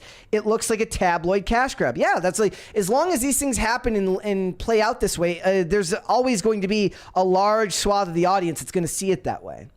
So Carnell says, happy Monday, PCC. Mary, do you have any updates on the Astro Boy boots, and will they make it a debut appearance on the show? Inquiring minds want to know. I do have the Astro Boy boots. Yes! I tried them on and I thought, I don't know what I was expecting. I don't know if I got my hopes up, but they're just underwhelming. Well, I can't walk around in them because they're so big that they're just gonna fall off. But I could probably wear them for the show and like they'll be visible on the PTZ. Okay. If that's a good compromise. They're just not practical. I don't know why I expected them to be, but I do have them. All right. They're fun. Leonardo Derp Caprio says, saying we should return to religious values would hold more weight if there weren't frisky priests which show how the issue is present, holy or secular. How the issue is present. I think he means presently. Holy or secular. I don't know what that is supposed to mean. Okay. I'm not religious, so I know nothing of this. So Chris Poole says hi. Thank you, Chris. And then Corey Anderson says, Brett, stop fighting it. The ladies like your hair. Might as well keep it. It's not about what the ladies like, my friend. It's about what you got to feel comfortable in your own skin. Boo. My guy. All right, let's hold off on the rest and we'll come back after the fact. Let's go ahead and talk about Maren Morris. If you don't know who Maren Morris is, I don't blame you. But Maren Morris is a country singer. Well, as close to, she's kind of country. She's pop country. And she's very upset with the country industry because she believes in the post-Trump years, the industry has outed itself as a phobic land of toxicity. Am I right? Yeah. Maren Morris is a lot like all the other woke pop country girls in the industry right now who aren't making nearly as much money as people like Morgan Wallen or people like Jason Aldean. Morgan Wallen is just like breaking record after, like, he is the definition of just like surviving the mob. Yeah, like we found out who won country, and it's not these woke wannabe pop stars. I'd like to point out that she looks angry in every photo you've ever seen of her. She doesn't look angry. She just looks mildly disgusted at all times. Yes. She also looks like Chrissy Teigen, which is not a compliment. But anyway, she's done with Nashville. She's done with country music in general because of what she views as country music industry's unwillingness to honestly reckon with its history of racism and misogyny and to open its gates to more women, queer people, and people of color. There is no such thing as any subculture anymore. It's just the Borg. Everything has to just be, everything just has to be current year. Everything. So she says, I thought I'd like to burn it to the ground and start over, but it's burning itself down without my help. Provably false in every sense of the word. Country music is making more money. Country music is thriving more than almost any other genre right now. And it's not because of people like Maren Morris. It is because of people like Morgan Wallen who have a rap sheet of cancelable offenses that no one cares about. But it's also like, look, they've made plenty of progress. Look, Hootie and the Blowfish, Darius Rucker went to country music like 2 decades ago. Person of color, right? Kane Brown, person of color. There's plenty of representation in country music. It is more pop than it's ever been. Like Sam Hunt is basically pop music. It's not far enough. You better make country songs singing about gender-affirming care for children. Maren Morris actually got into a public beef with Jason Aldean's wife, Brittany Aldean, over this exact issue. Brittany Aldean posted a picture of herself and said, I'd really like to thank my parents for not changing my gender when I went through a tomboy phase. I love this girly life. Maren Morris responded to that caption and said, it's so easy to like not be a scumbag human. Sell your clip-ins and zip it, Insurrection Barbie. I've never heard something so unintentionally complimentary as Insurrection Barbie. Mary's like, can you call me Insurrection Barbie? Brittany Aldean, you should be flattered by that. And then Tucker Carlson ended up talking about Maren Morris, calling her a lunatic, And she ended up selling merch based off of that idea and donated all the proceeds to GLAAD. Well, to be fair, that's what people should do. When people insult you, you should just monetize and make your money off of it. So I don't. But she's also like making a moral crusade out of how it's okay to chop up kids' genitals. Like, you're the scumbag human. Hate to break it to you. So I'm gonna mute this and show just a couple of the images from the music she has video. some telling frames here in her music video. Here's some. Let's look at what it says. Welcome to our perfect small town from sunrise to sundown. What she wants you to see is that you're supposed to hate everything that country music grew to be, everything it was from the beginning. And you're okay. So here we go. Go woke, go broke. It says. Yes.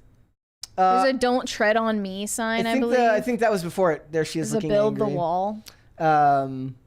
She hates her audience. And what's funny about that is it must be unbelievable. There it is. Don't tread on me. Go right. Like, it must be unbelievably depressing and painful to find yourself making it, I guess, as much as you want to call it making it, in a genre full of people who you hate. Right. Like, where the people who spend money on you despise. I can't imagine a life that awful. Yeah, I think she's just like antagonistic toward the entire audience of country music, but still wants the mainstream appeal of someone in pop music. And it's unfortunate because she really does have talent. Like, she's a good singer. And this is a direct result. And it's wasted on her horrible personality. And all of this is a direct result of modernity and the internet and everything. And in a lot of ways, the way that these industries have formed, whether you want to call that capitalism, whether you want to call it the way the free market is working, but all of these big companies, all of these big industries that are trying to just appeal to as many people as possible without realizing that some things are not meant to be that way. Target might want to appeal to as many people as possible. Subgenres of music are not designed to do that. They're supposed to appeal to certain things inside of ourselves that are unique. That is antithetical to everyone. It makes no sense. Right. It's like watering down punk or death metal.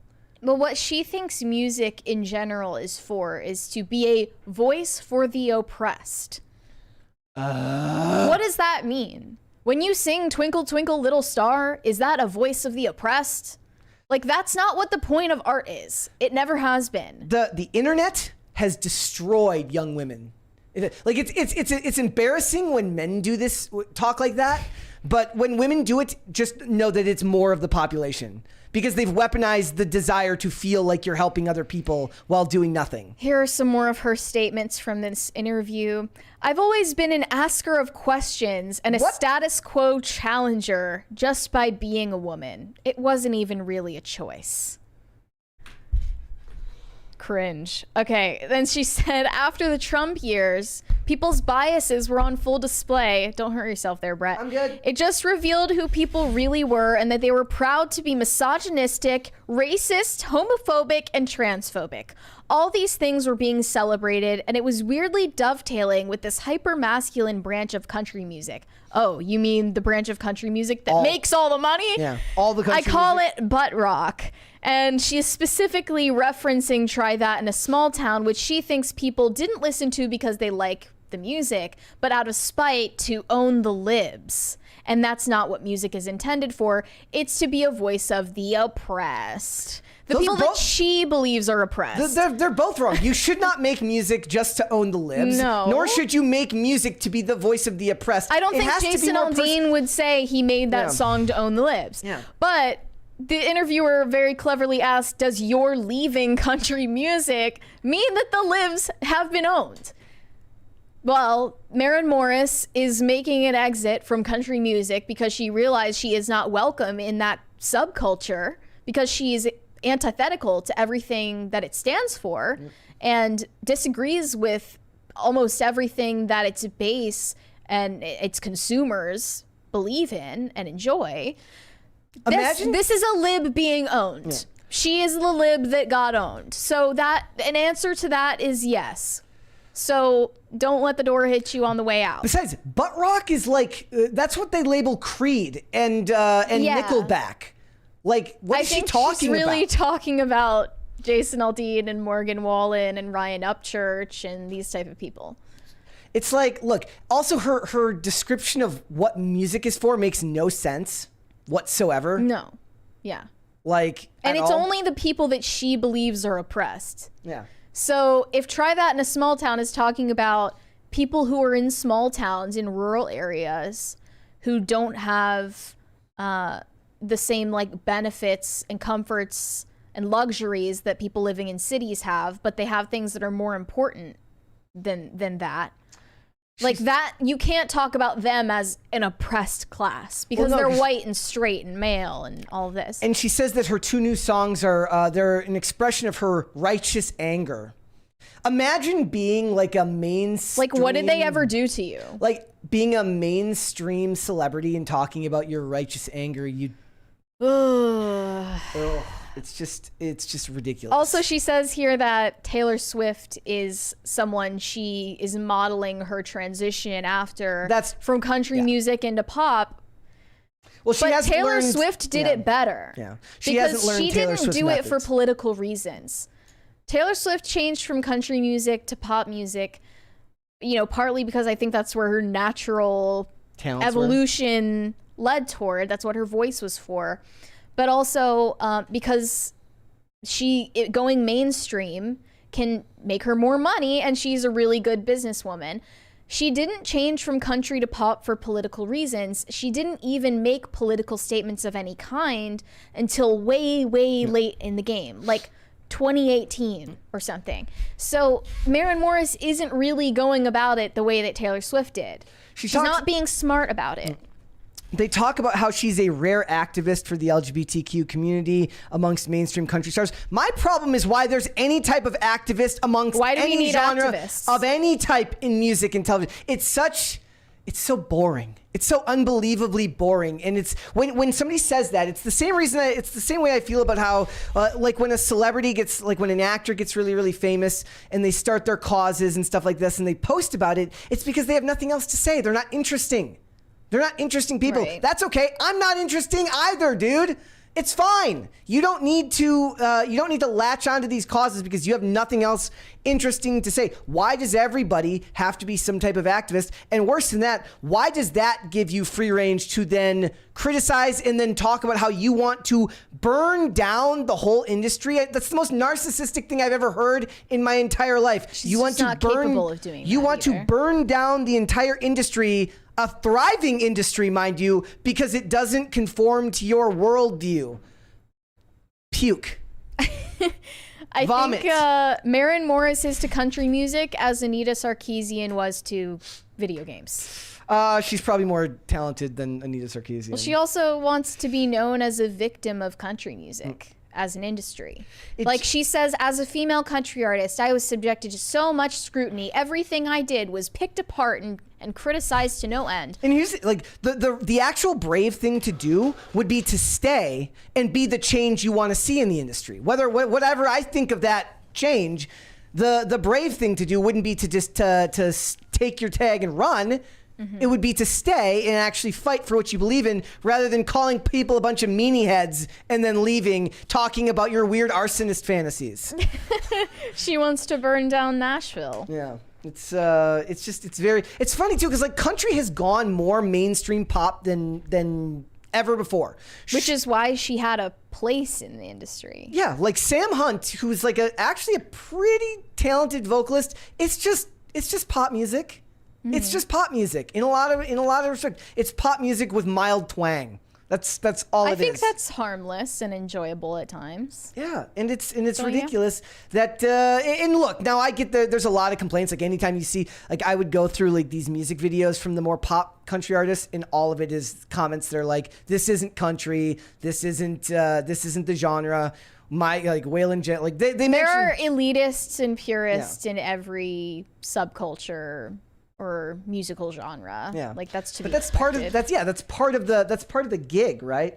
And it just feel like maybe one thing that has happened more than anything is like we have gotten away from a culture where self-sufficiency is celebrated, where you knew that people were going to come through and have crap to say about you and were going to hate on you, and you learned to let that motivate you rather than bring you down and destroy you. But this is worse. They let they complain about the people. The people are mad at them for complaining about them, and then they get to whine about how the people they were mean to were mean back to them. Right. That's ridiculous. That's insane. I mean, she wants to be the victim of all the misogynists and racists and homophobes and transphobes. She wants to be the ally that's taken so much heat for being an ally. Yeah. And Disco Jensen says, "Is Dolly Parton woke? I don't want to feel bad about her." Dolly Parton has always been a pretty progressive person, but she's also big in charity. And she's pretty apolitical. She's pretty apolitical. She stayed fairly apolitical. Like, she made some mild statements during COVID. I think she gets the pass. Yeah. She's got her own. She gets a pass in a lot of respects. Also, she's one of a good example of something. I always mention this, that she married like a regular dude. She married a dude who like ran like a contracting company, not a celebrity. They've been married for like a gazillion years. Plus, she's unabashedly pro plastic surgery. She loves. I mean, I would be surprised if she weren't. She loves her plastic surgery and talking about how she loves how her plastic surgery makes her feel, which I can appreciate because she doesn't let people shame her for it. At least you're not lying about it, like other people are. Yeah. So look, it's just stupid because I see people come into these subcultures and then they want to change it. I've told this story before where I heard somebody talking about a microaggression they experienced at a skate park, and I'm not kidding you about this. What exactly was that? So basically they were saying this is a girl that skated, and she said she went to a skate park and somebody who was there, like a guy who was there, like wouldn't acknowledge her or didn't say hi to her, and she felt that this was a microaggression because he just did this because she was a girl. But here's the thing, like music, skating can be a very, very intensely personal thing for a person. For instance, I skate, when I'm not hurt, I skate every day, oftentimes 7 days a week, and a big part of that is almost like meditation, right? You get out to feel wheels under your feet. Most of the time with headphones in, it's exercise. It's a way to get out and challenge yourself and do something that you're passionate about. And what's going on around you is the last thing in the world that you're thinking of, and it's the last thing in the world that matters. To then turn that around and say that some dude who just didn't feel like talking to people at a skate park committed some type of hate crime because of that is the most selfish and entitled bullshit I've ever heard. And it's that type of entitlement. It could have been anything. Exactly. What if he's freaking deaf? You don't know. It's weird pareidolia, and it's like you're seeing something that isn't there. And it's like that's the type of narcissism and personal entitlement that's fueling so many of these movements. So it's ridiculous. Good riddance. I'm sure that most of the people in the industry are saying. They're saying goodbye, have fun in your pop music. There are still lingering ones. There's Kelsey Ballerini, Casey Musgraves, Cassidy Pope, who was like a literal one-hit wonder. Well, she was like a voice contestant, right? Yeah. Right. Yeah. Total one-hit wonder. Yeah. All right. But I don't think there are any like male woke country stars right now. That's definitely not on brand. Are there? I don't think there are. Like it's the women are allowed because guys are like, look, my wife is my wife's kind of a leftist. It's whatever. We just don't talk about politics. She got the collaborations with mainstream pop stars that she wanted to get out of this. Yeah. So, congrats, I guess. All right, let's go to Super Chats. It's on you, Brett. Oh yeah, it's still on me today. All right, guys. I cannot see them. All right. It says. Sorry. That's okay. I'm scrolling up. Where are we? I'm scrolling up. I'm scrolling up. Maybe I'll have updated by now. I'm scrolling up, and we are at Fleeting Floating Feathers. Okay. Says thank you with no message. It's just thank you, and it's an emoji. Chris Poole says, Brett, is it working? Yes, it is now. Thank you, Chris. What changed? And guys, I don't know what he fixed, but Chris is a wizard with fixing things like that. So thank you for that. We're also very close to a second crisis party today, guys. So, by the way, also I want to point out, because this was going to come up earlier. Look, I see all the posts going on. People keep tagging me in this picture of like everyone with Lauren Boebert at like an event. It's like Luke, Tim, and like I was like, look, not to brag, but I was meme simping for Lauren Boebert for like 6 to 8 months. You did that before it was cool. I was a trendsetter. You deserve credit for it. I was a trendsetter. I think I can pick up now that it started updating. We're at that Danzatastic under GA. He just said cool. Right? That's the right one? No, it says also, I think after Mr. Brett went on strike, the crisis meter stopped working. Coincidence? Oh yeah, that was Friday. I went on strike on Friday, and You went on strike? I said, because we were talking about the stupid stuff with the unemployment. I'm like, I'm going on strike if I can collect The crisis unemployment. meter went on strike. Shane H. Wilder said, as a writer, if someone told me I had to stop writing, I would be telling them where to stick it. My dad warned me against unions, and he wasn't wrong. Your dad is very smart. John Stewart said, hey guys, on a completely different note, today is National Cheeseburger Day. Several fast food chains are selling cheeseburgers for super cheap or even free with a separate purchase.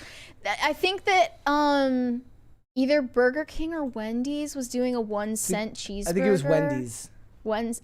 Yeah, you have to get the app though. But I'm pretty sure this is all because people aren't eating out as much. Why do you think that is? The recession. Yeah. Right? Like it's got to be that. People aren't really they're like having to bribe us to go to fast food chains now. This was a meme that was going around the other day, guys, about a little kid who ordered 31 cheeseburgers with his mom's phone. It would have been better if he'd done that on National Cheeseburger Day. I'm just picturing him like adding more to the cart. like this. Spamming it. And then the basically all the memes were That's basically so cute. It said shout out to the Uber driver who just left 31 cheeseburgers with a baby and said this isn't my problem. All right. I think there's just do one more under that. DCNC said for Astro Boy Boots episode, Crisis Party sound of 80s Astro Boy theme, please. Wouldn't that get us copyrighted? Probably. We'd have to have Carter I don't think we can really... Carter would have to do a remix. Do one more there from High Voltage 75. Didn't the R. Kelly investigation start with the Doc 2? Not that I'm saying the brand accusations are equal what he did.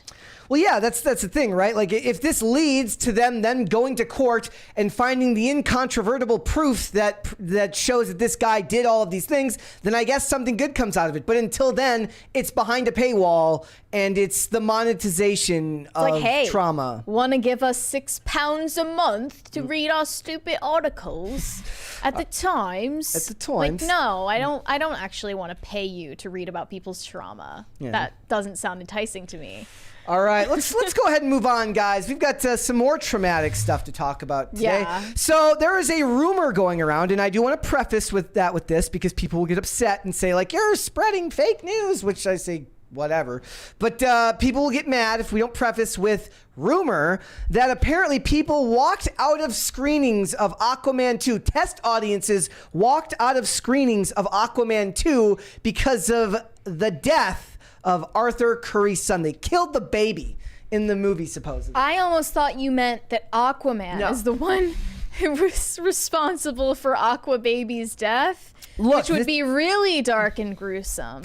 It's claimed that director James Wan included a scene in Aquaman 2 that kills a baby, which is rumored to have been shown in test screenings, which caused audiences to walk out. Well, I mean, that's what test screenings are for, right? To figure out what the hell works. But now I wonder if we were to rewind time back, all the way to 2014, or I guess 2013 when the movie was in post-production. What if they had removed the dog getting killed from John Wick? That's literally the entire premise for the movie, is that the dog that his loving wife gave him as her final gift to him. You have to raise the stakes. I also want to know where exactly a dying woman finds like a pet delivery gift service. That doesn't sound like a real thing to me, but you know, don't question it. Just don't question it, Brett. Just go with it. But yeah, so it says the info is put together from various sources, including Grace Randolph. Grace Randolph, who, by the way, guys, I am the only person in the world who likes the sound of her voice. I do like the sound of her voice. I don't mind it. It's like, so what's going on with Aquaman? But she said that audiences were walking out of test screenings, but she didn't say why. I don't know if any of you watched The Flash. Not many people really cared about The Flash. But when we watched it, there was a scene where it's all in slow-mo.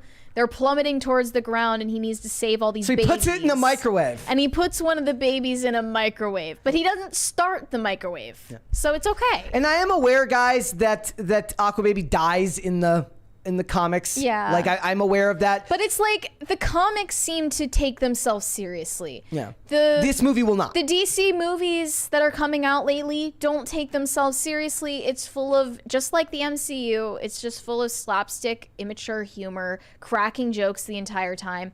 How is Aquaman in this supposedly lighthearted bromance film supposed to be cracking jokes and being, snide and sarcastic and witty the whole time. Yeah. After his son just got brutally murdered through suffocation. That's one of the problems with the MCU, right? It's like people they crack jokes. Pick a tone. They crack jokes all the time when the jokes don't make sense. Now it makes sense for like a character to crack a joke. Like I can understand like where there's like a weird disconnect where it's like this person who has superpowers doesn't feel the weight of their actions because they have superpowers. So it's a lot easier for a person who's not going to die from this encounter to crack a joke. But what do you do about that when they're also in these cities where magically cars are being thrown and nobody ever ends up getting hit by a car? That's why I still maintain that every comic book movie is a lie, that every time a car gets thrown, every time Batman takes the tumbler out and a bunch of cops have to face him, somebody died. Somebody died. They're lying. We're not supposed to think about that. Exactly. Well, I'm saying, but that's a big thing. Like where they were talking about, like, look, Batman shouldn't kill, but they're talking about Ben Affleck in Batman vs Superman. Batman shouldn't kill, and they're referring to him using the tumbler and the Bat Pod, right? So.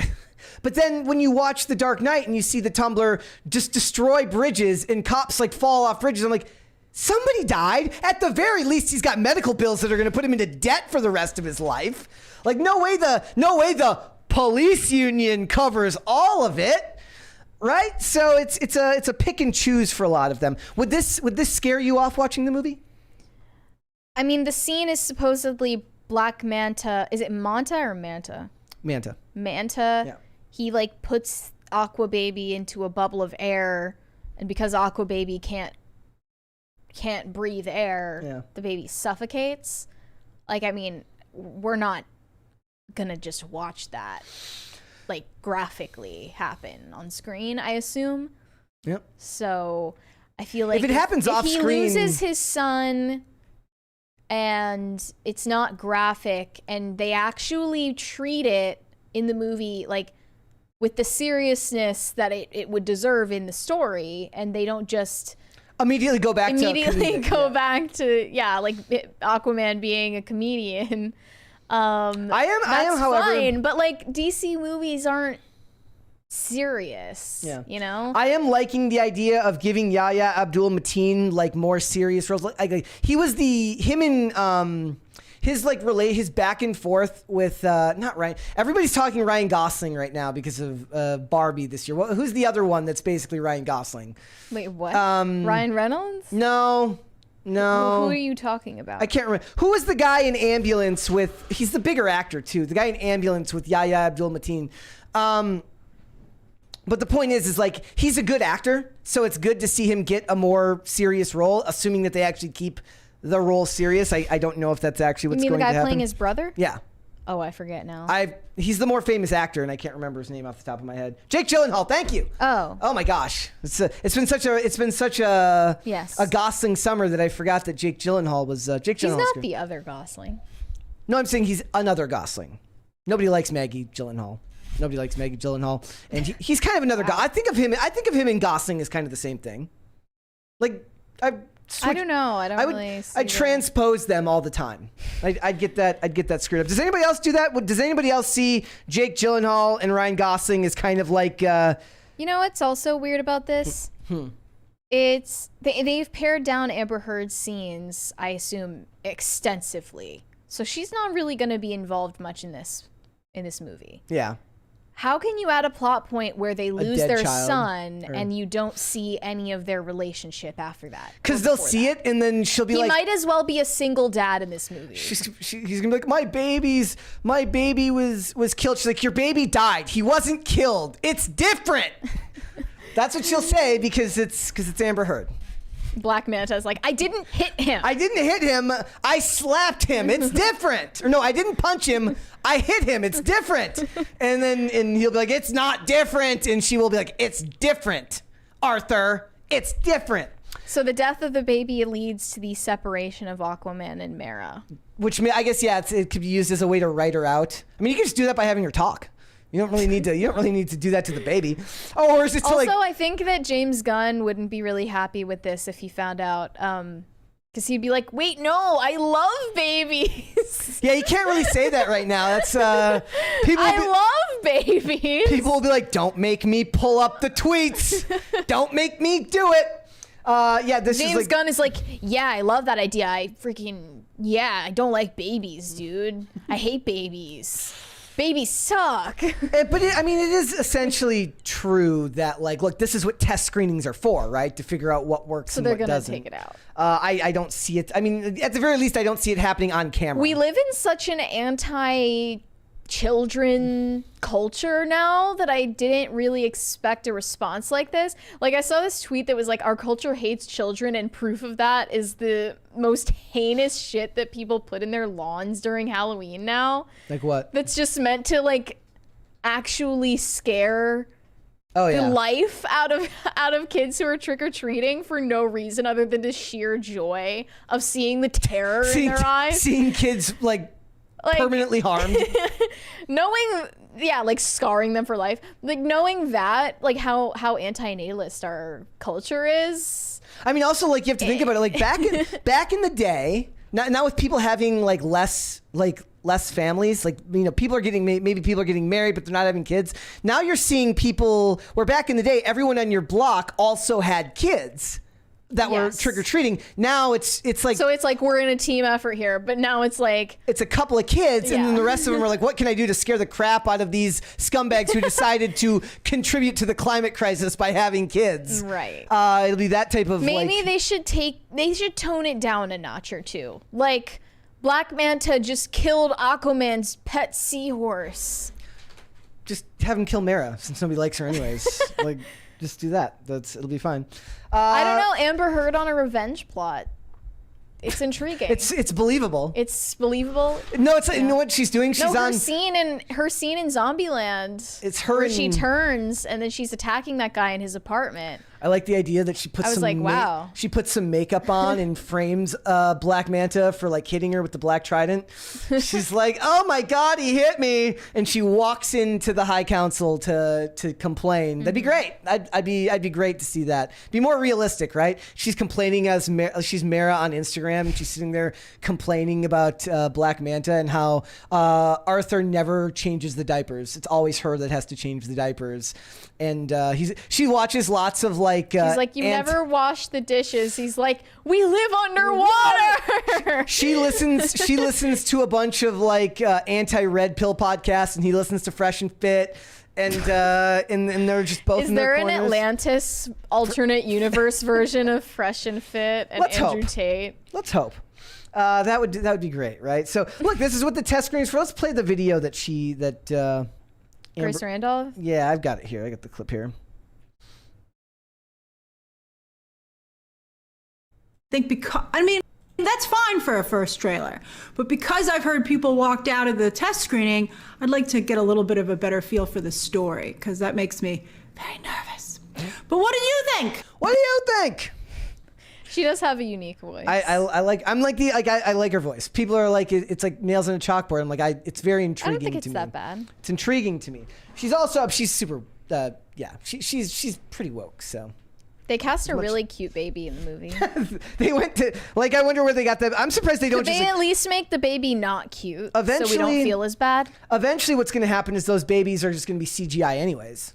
True. Like, they're gonna just not cast babies at all because of, like, you can't even have, like, babies in stories. What was that scene you showed me recently from a TV show where it's just, like, obviously a dummy that the mom is carrying? Guys, if you follow me on Instagram at Brett Dasvig on Instagram, I will oftentimes post funny clips from TV shows, and it's this scene from the show Numbers starring David Krumholtz and Rob Moreau, where this guy gets released from jail. He was convicted of a crime he was convicted of a crime he didn't commit.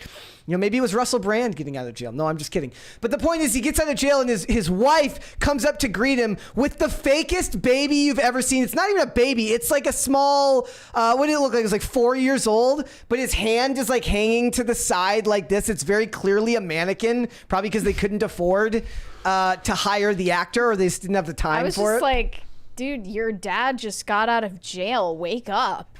This is an important moment. Why are you sleeping? Why is your arm dead while your dad is getting out of jail? It's a big deal. It's a big deal.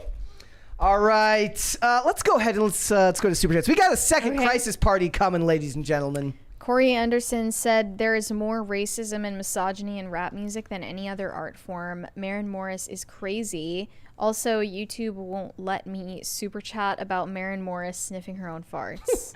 Well, they just did. There you go. And look, thank you guys.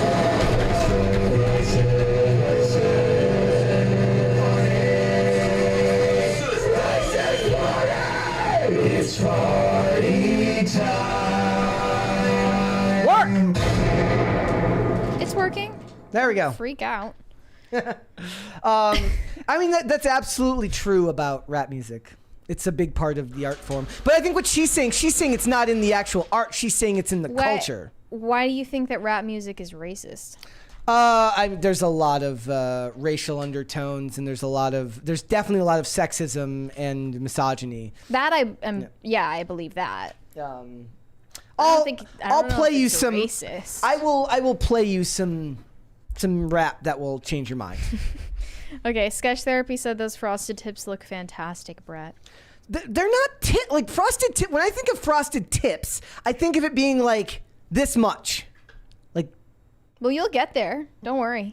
Oh, I'm growing it out on the top. I'm gonna keep getting the side shaves. Just get the top trimmed a little bit. I do not. Eventually, it's gonna be really funny when it's like directly at the halfway point and it's like pushed to the back. It'll look ridiculous. Viperus said wants to burn down a successful industry because it doesn't conform to her worldview. Sounds like fascism to me. Also, hi, Breet and Mary. Yeah, that's and it's entitlement. It's unbelievable entitlement to believe that because the industry did not bend the knee to what you wanted from it, that you should just take it all down with you. I think in the movies, that person is a supervillain. The person who burns something down because they don't get what they want is always the bad guy. You're right. I think she's better off making more second-rate country pop than making third, fourth-rate pop that music, no one is.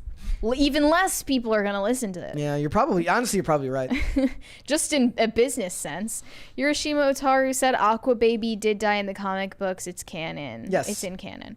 Yes. Ghost Soup said, my husband is an electrician. Unions can be a good thing when the company cutting corners can physically harm the employees. Love the show, guys. Thank you. Yeah. I don't think all unions are bad, to be honest. Or I just don't know enough about it. In this case, it's what we're talking about here is very, very different. But I get what you're saying. Stan Young, I think that's how you say it. In a world where there is a hidden economy fueled by gold coins, somehow post-mortem pet delivery is the most unbelievable thing, Brett. Look, my favorite part about John Wick, especially in that early film, is they did a very good job of teasing those other elements. Like, you saw him use the coins in the first one, but it wasn't as big of a part of the story. Like, it's like, why did he hand the cleaners who pick up all the dead bodies this many coins, but he hands the concierge at the Continental this many coins? There's like never really a good explanation for that, but I love that part of the mystery because it doesn't need to be wholeheartedly explained. In fact, I worry that they're going to go into too much detail about that. I think the Continental is out, but I haven't looked into starting it yet. Like, I don't want a ton of details on stuff like that. It's just, I also liked how they used a lot of, like, they did some really good cinematography using, like, old equipment. Like, I like that certain people are using flip phones or rotary phones in the house, or they're picking up on old landlines and stuff like that. All that stuff made it work really, really well. And then there's the high table and all the people on the council. Like, look, there's all sorts of ridiculous elements, but dead wife dog delivery service just seems a little bit out there for me. That's all I'm saying. Grofty said, I can smell it. I think he was referring to the crisis party that we have since gotten. Okay. Shane H. Wilder said, now I'm picturing Black Manta in the room. I didn't hit him. I did not. Oh, hi, Mark. Oh, hi, Mark. Yes, I did not hit him. I did not. Leonardo Derp Caprio said, it's called Trick or Treat. The treat is optional. Did you go trick-or-treating as a kid? Yeah. You did? Why? Everyone did. wondering. Actually, not everyone did. I was like, is there? You know what, now that I think there's about it- religious pushback to Halloween. I knew a lot of people that did not. Yeah, that's why I asked. We're not allowed to at my school who were not allowed to do anything like that, or they did some lame version of it at their church called trunk or treat. Everyone parks their car and opens the trunk, and it's like a tailgate, but for trick or treating. That's worse. It's like But might it's as well, like, dude- might as well have white panel van or treat. That's If you see an apple in your kid's rucksack that has a razor blade in it, take it out. yes. You don't need to take that many precautions. Like, it's fine. Jeez. But I think it was mostly my Protestant classmates that weren't allowed to engage in anything Halloween related. Okay. I don't really think that's like a common thing that Catholics care about. Yeah. Let the kids eat cake, or in this case, get full-size candy bars. Did you get those? I did not get many full-size candy bars. Every once in a while, that would happen. But like I said, I You lived never in, want candy corn. I saw the most disgusting thing the other day. It wasn't just candy corn. It was 4 different colors of candy corn. It was like, how can we make What? ick more ick? Wait, what do you mean? It was like, okay, so it was there's like mono color. So normally it's the yellow and the orange, and then I saw blue and teal, red and like 4 colors of candy corn, and I was like, whoever made this is a psychopath. Gross. Absolutely. Shane H. Wilder said Aquaman fresh and fit would be fish and fit. Yeah. No, it would be fresh fish. Okay. Fresh and fish. Freshwater fish. Fresh and fish. I'm ending the poll, by the way, ladies and gentlemen. By the way, Olivia Claire says that she loves candy corn, so that's sus. That's disgusting. I'm sorry. The only thing It's worse not is if you like acceptable. the peanuts, the candy peanuts. What, the marshmallow marshmallow things? peanuts? Yeah, they're gross. Those are. It's just wrong. gross. I've ended the poll, ladies and gentlemen, with 79% of the vote. Was there really any question? Tiffany Gomez is who you'd pick on the plane. There needs to be like a pageant for women who are in viral plane videos. They all compete. Viral plane pageant. I'll be a judge. I'll I'll do know it you free will. of charge. I know. Grofty said just the tips. My Is hair. that a song? Let's go with that. Let's go with that. That's You what put like musical notes around. That's it. exactly what it is. It's a musical reference. All right, guys, before we go, would you hit the like button on this video? Would you subscribe to this channel if you have not done so already? Turn the notification bell on so that you get notified anytime one of these episodes or segments goes live. Share the videos with your friends. Get other people to come in, hang out, join us every day. It'll be a whole lot of fun. So thank you for that. Mary, where can they find you? You can send me validation on Instagram at Mary Archived, or you can send me hate on Twix. That is also Mary Archived. There are definitely people in the chat that think candy corn is good, and now I'm starting Why? to. Now I'm on that Maren Morris train now. I'm like, I hate my audience because they like candy corn. No, I'm kidding, guys. Again, if you want to follow me, you can follow me on Instagram and on Twitter /Twix/X/ whatever the hell it is, at Brett Dasovic on both of those platforms. This show is here Monday through Friday, 3 p.m. Eastern Standard Time. That is noon Pacific. If you'd like to listen to the audio version of this podcast, we are on Amazon Music, Apple Podcasts, Pandora, and Spotify. If you'd like to follow the show on social media, we are on Twix at @popculture_show, Facebook and TikTok at Pop Culture Crisis, Instagram at Pop Culture Crisis Pod. We'll be back with another episode tomorrow. We'll see you then, guys. Bye. Bye.